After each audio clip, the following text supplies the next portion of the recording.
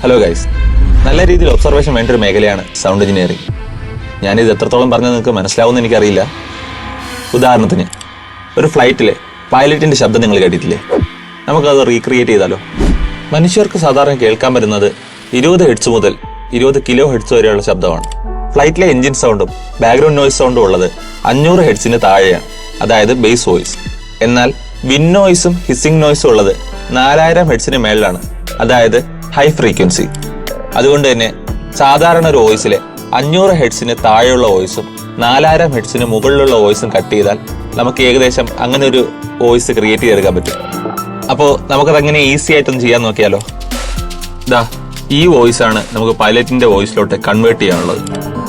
അതിനായും നമുക്ക് ഓഡിയോസോട്ടി കയറുക, EQ select ചെയ്യുക, EQ3 7 ബാൻഡ് സെലക്ട് ചെയ്യുക. ഇതിൽ ഓൾറെഡി കുറച്ച് പ്രീസെറ്റ്സ് ഉണ്ട്, നമുക്ക് വേണമെങ്കിൽ അത് യൂസ് ചെയ്യാം.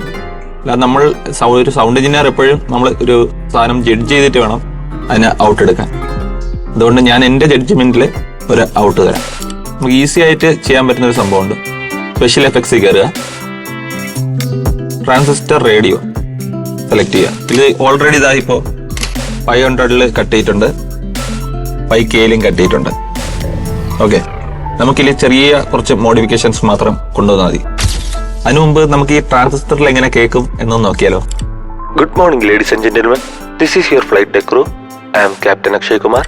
അപ്പോൾ നമുക്ക് നമ്മുടെ രീതിയിൽ അതിനെ കുറച്ചും കൂടെ ഒന്ന് അഡ്ജസ്റ്റ് ചെയ്യാനുണ്ട്.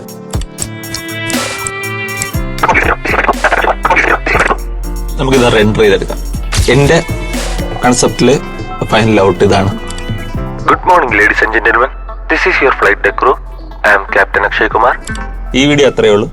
Thank you.